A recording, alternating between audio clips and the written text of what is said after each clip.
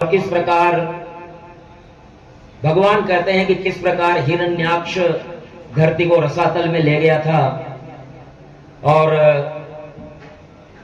भगवान ने वाराह रूप धारण करके और पृथ्वी को यथास्थान रखा था। तो परीक्षित बोले कि भगवान ये इतने शॉर्ट में नहीं, आप कृपा करके बताइए कि कैसे हुआ था, ये कौन था हिरण्याक्ष, कहां से आया था, धरती को ले गया इतना महान।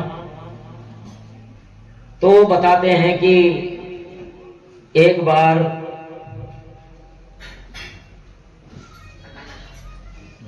दीति कश्यप ऋषि के चरण पकड़ लेती है कि मेरी सोते तो इतने पुत्र खिला रही है, मुझे अभी तक पुत्र नहीं है, मुझे पुत्र चाहिए, और ऐसा पुत्र चाहिए जो देवताओं को नाक में दम कर दे।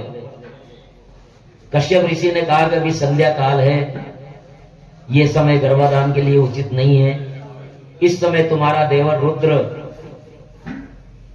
घूमता है और इस समय गर्भाधान होने का मतलब है कि तुम रुद्र के सांप की शिकार हो जाएंगी। लेकिन दीति मानी नहीं, काम विवेक से वो बड़ी परेशान थी।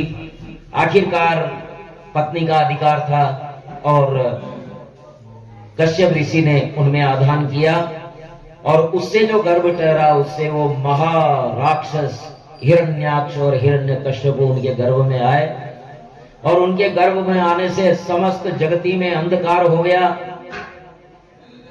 अंधकार हो गया, सूर्य की ज्योति मलिन पड़ गई, देवता लोग भागे भागे भागे गए। ये किस प्रकार, क्या बात है, क्या हो गया? तो भगवान विष्णु कहते हैं कि ये मेरे पार्षद थे, एक दिन वो मेरे दर्शन के लिए आ रहे थे कि जय और विजय ने उन्हें रोक दिया था और तब उनको क्रोध हो गया था। सनकादिक को कभी क्रोध नहीं हुआ, ये पहला और अंतिम अवसर है कि उनको क्रोध हुआ, लेकिन ये प्रभु की लीला ही थी कि प्रभु के वैकुंठ में तो जो निर्लिप्त होता है वही आता है, भगवान के संत होते हैं वही वैकुंठ में प्रवेश पाते हैं। तुम भगवान और भक्त के बीच में क्यों दीवार बन रहे हो? लेकिन जय विजय ने कहा अभी आराम कर रहे हैं भगवान, अभी नहीं जाने देंगे। तो जाओ, तुम भगवान के और भक्त के बीच में राक्षसों की तरह आ गए, जाओ राक्षस हो जाओ। और वो पतित हो गए हैं और वो ही दीति के गर्भ में है, वो जन्म लेंगे और मैं ही उनका उद्धार करूंगा, तुम चिंता मत करो। इस प्रकार भगवान विष्णु देवताओं को आश्वासन देते हैं, चिंता मत करो, ब्राह्मण मेरे प्रिय हैं। आश्वासन पा करके देवता अपने स्थान को जाते हैं और दीति ने 100 वर्षों तक कश्यप को तेज को अपने गर्भ में रखा, धारण किया।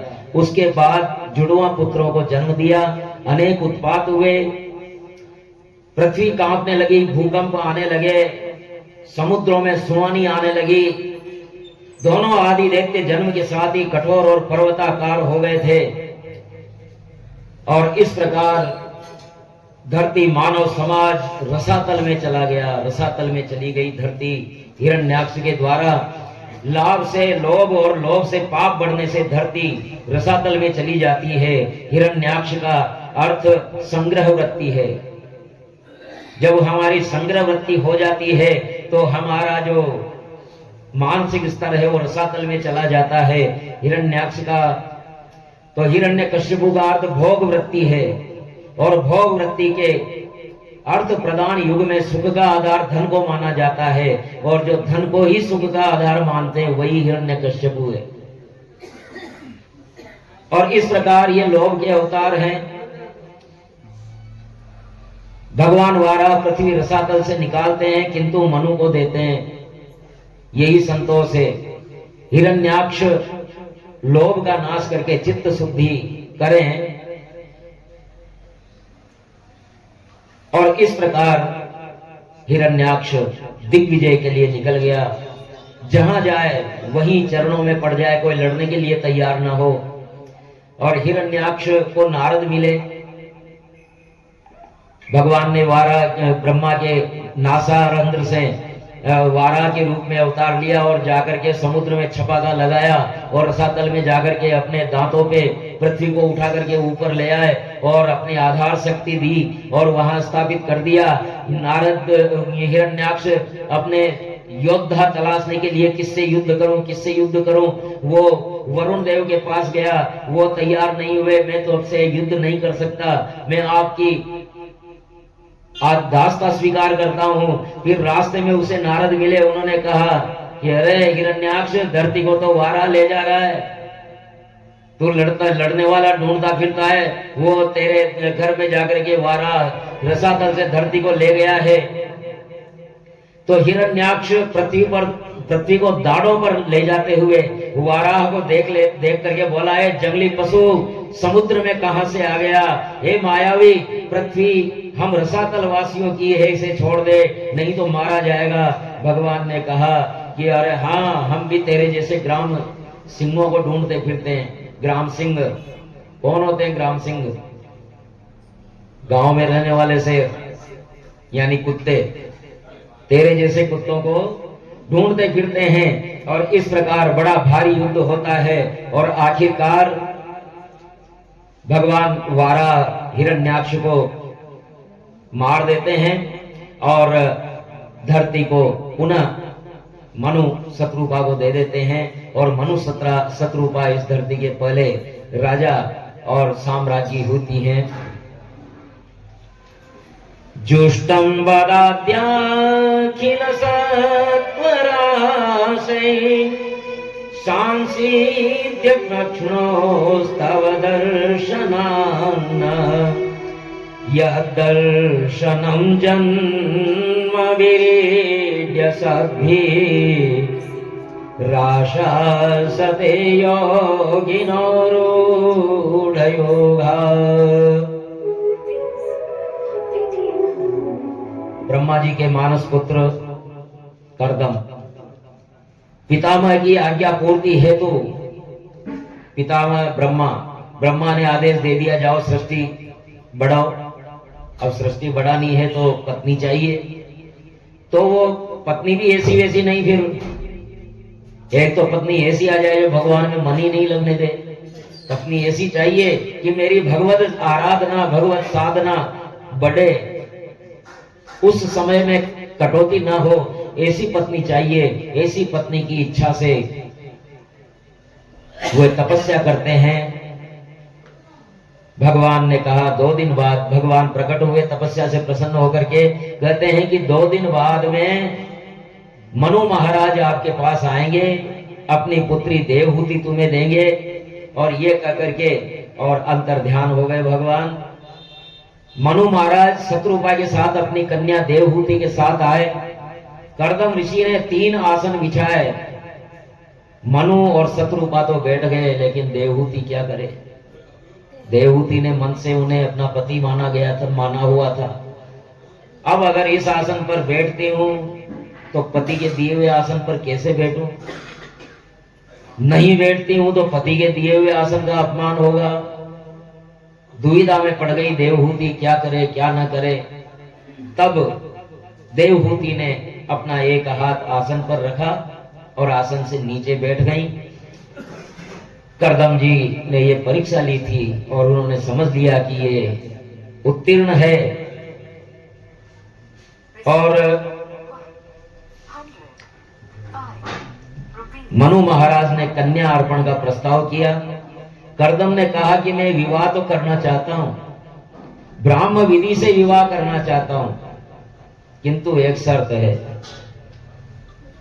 मनु महाराज ने सोचा कि ऐसा जवाई मिल रहा है जो सगाई से पहले शर्त दे रहा है। बोले क्या शर्त है? अतो भविष्य समय न साधी या तेजो विक्रया मनो में अतो भर्मा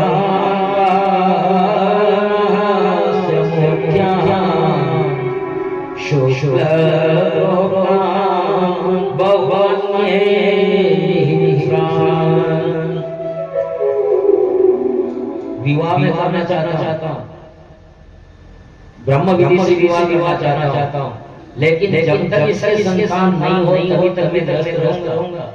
जैसे इसके संतान होगी मैं वन में चला जाऊंगा, क्योंकि पिताजी का यही आदेश है कि सृष्टि बढ़ाओ। सृष्टि बढ़ी और मेरा काम खत्म।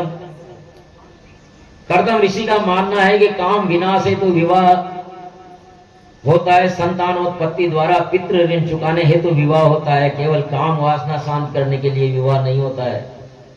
संतानोत्पत्ति द्वारा पितृ ऋण चुकाने हेतु ही विवाह होते हैं। सनातन दर्शन में पत्नी धर्म, पत्नी व पुत्र धर्म, सनातन धर्म में ये कोई समझौता नहीं है। सनातन धर्म में पत्नी को धर्म पत्नी कहा जाता है और पुत्र को भी धर्म पुत्र कहा जाता है। विवाह धर्माचरण हेतु होता है, कामाचरण हेतु विवाह नहीं होता है, ये कर्दम जी ने कहा। और इस प्रकार देवहूति भी यही चाहती थी, तो ब्राह्म विधि से कन्यादान किया। 12 वर्षों तक आश्रम पर संयमित और निर्विकारी रहे। कर्दम ऋषि विवाह के तुरंत बाद ही समाधि में चले गए और देवहूति खाना पीना उठना बैठना सब कुछ भूल गई, केवल पति की सेवा में ही लगी रही। ऐसी लगी रही कि 24 घंटे वो खड़ी की खड़ी रहती, न खाना याद आए न पीना याद आए। ऐसी ऋषि कर्दम तो समाधिस्थ थे, लेकिन देवहूति उनकी भ्रंग मात्र की देखने के लिए तपस्यारत थी। आखिरकार 1100 वर्ष पूर्व वाचस्पति इस प्रकार वर्षों तक उनकी तपस्या चली, समाधि चली। उसके बाद जब उन्होंने समाधि से जागे तो दुबली पतली क्षीण काय सी अपनी पत्नी को देख करके और कर्दम ऋषि बड़े प्रसन्न हुए। तुमने जो मेरी तपस्या के दौरान तुमने सेवा की है, उससे मुझे जो तपस्या का फल मिलेगा वो सब तुझे भी मिलेगा, इसलिए मांगो तुम क्या मांगती हो। तो देवहूति ने कहा कि एक पत्नी पति से अपने पति जैसा ही पुत्र चाहती है, केवल यही। लेकिन पहले तो मेरा शरीर संसर्ग के लायक तो हो, मैं तो इतनी दुबली पतली हो गई हूँ। और इस प्रकार भगवान कर्दम ऋषि ने कहा कि जाओ सरस्वती के पवित्र जल में प्रवेश करो। सरस्वती जो आजकल विलुप्त हो गई है। और जैसे ही उन्होंने सरस्वती के जल में प्रवेश किया, अनेक दास दासियां वहां मिली उन्हें और उबटन से उनको स्नान करवाया। देवहूति का शरीर बड़ा दिव्य भव्य हो गया। कर्दम ऋषि ने संकल्प शक्ति से 9 विमान बनाए, स्वयं भी 9 रूपों में हुए और देवहूति के भी 9 रूप बनाए और विहार किया। और 9 कन्याएं उनसे जन्म पाती हैं। और ये 9 कन्याएं नवधा भक्ति है। ऋषि संन्यास से तत्पर होते हैं। मैंने कहा था विवाह से पहले ही कि जैसे ही संतति होगी मैं संन्यास में चला जाऊंगा। लेकिन देवहूति ने कहा प्रभु ये संतति क्या है, ये तो धर्म की देहली है, ये तो अपने अपने घर चल जाएगी, फिर मैं क्या करूंगी, पुत्र तो होना चाहिए। तब कर्दम ऋषि को ध्यान आया कि हाँ मुझे तो अभी पुत्र भी तो होना है ना। तो देव ऋषि थे, योगी थे, उनको पता था कि प्रभु के लिए हमने प्रार्थना की है तो वो पुत्र रूप में आएंगे। कर्दम देवहूति ने अनेकों वर्षों तक विकार रहित ईश्वर की उपासना की। भगवान देवहूति के गर्भ में आए और ब्रह्मा जी आकर के 9 कन्याओं को, मरीचि आदि 9 ऋषियों को प्रदान करने का आदेश देते हैं। इस प्रकार 9 कन्याओं का विवाह ब्रह्मा जी के मानस पुत्रों के साथ होता है।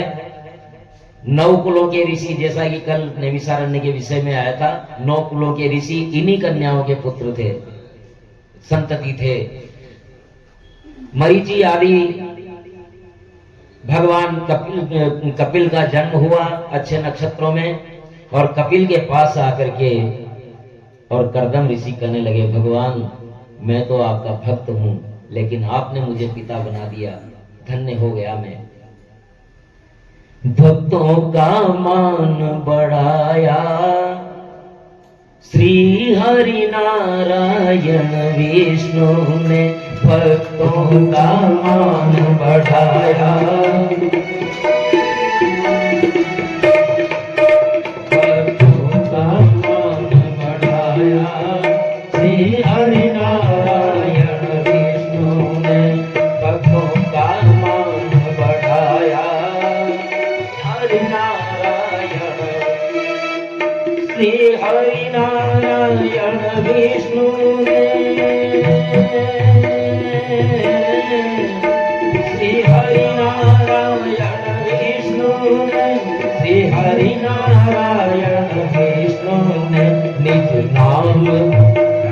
नाम कपिल ठहराया, श्री हरि नारायण विष्णु ने, हरि नाम कपिल ठहराया, श्री हरि नारायण विष्णु ने, श्री हरि नारायण विष्णु ने, श्री हरि नारायण विष्णु ने, श्री हरि नारायण विष्णु ने, भक्तों का मान बढ़ाया श्री हरि नारायण विष्णु ने।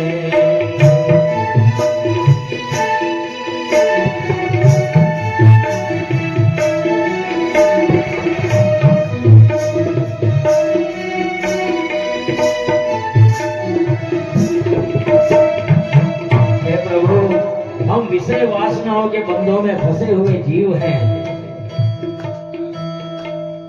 विषय वासना के बंधों से, वासना के बंधों से, माया जीव के संबंधों से, माया जीव के संबंधों से, पग पग होती तेरी अवज्ञा, होती तेरी अवज्ञा, पापग्रस्त हम मतिमंदों से, पापग्रस्त हम मतिमंदों से, कर कृपा दोष बिसराया श्री हरि नारायण विष्णु ने, कर कृपा दोष बिसराया श्री हरि नारायण विष्णु, श्री हरि नारायण विष्णु ने,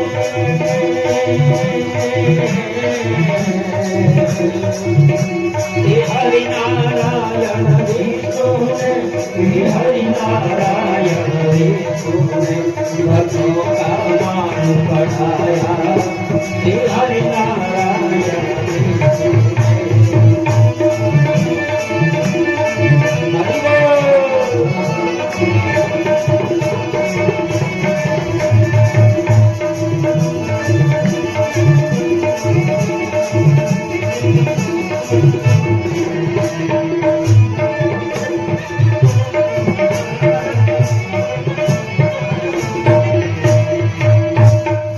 हरि विषय वासना में बंधे हुए हम लोगों से आपकी वजह होती है, लेकिन आपने हमारे दोषों को और आपके क्या स्वरूप बन रहा है। भगवान कपिल का स्वरूप देखिए, प्राकृत रूप रहित भुजचारी, रूप रहित भुजचारी, भक्तों के प्रिय नर अवतारी, भक्तों के प्रिय नर अवतारी, तत्व ज्ञान चरणों के तल में, तत्व ज्ञान चरणों के तल में, सभी शक्तियाँ शरण तुम्हारी, सभी शक्तियाँ शरण तुम्हारी, निज अंतर जग उपजाया श्री हरि नारायण विष्णु ने, निज अंतर जग उपजाया श्री हरि नारायण विष्णु ने।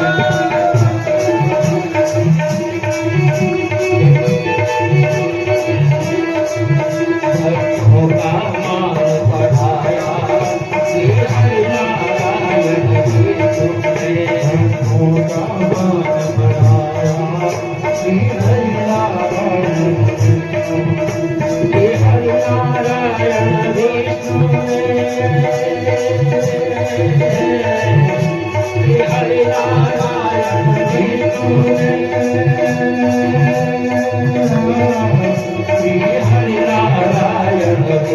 ने भक्तों का मान बढ़ाया श्री हरि नारायण विष्णु ने।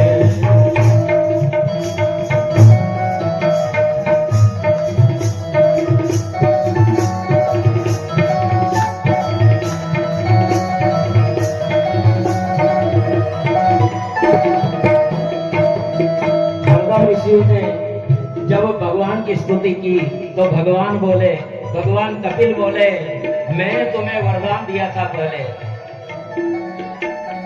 अभिमत फलदातार रहूंगा, फलदातार रहूंगा, तेरे घर अवतार कहूंगा, तेरे घर अवतार कहूंगा।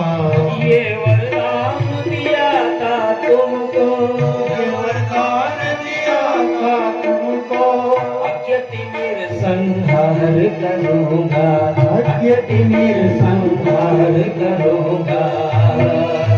तब सांख्य शास्त्र समझाया श्री हरि नारायण विष्णु ने, तब सांख्य शास्त्र समझाया श्री हरि नारायण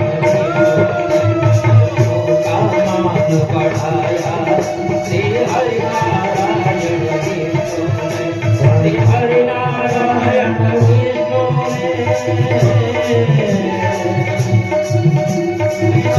नारायण विष्णु ने, श्री हरि नारायण विष्णु ने, भक्तों का मान बढ़ाया श्री हरि नारायण विष्णु ने, भक्तों का मान बढ़ाया श्री हरि नारायण विष्णु ने।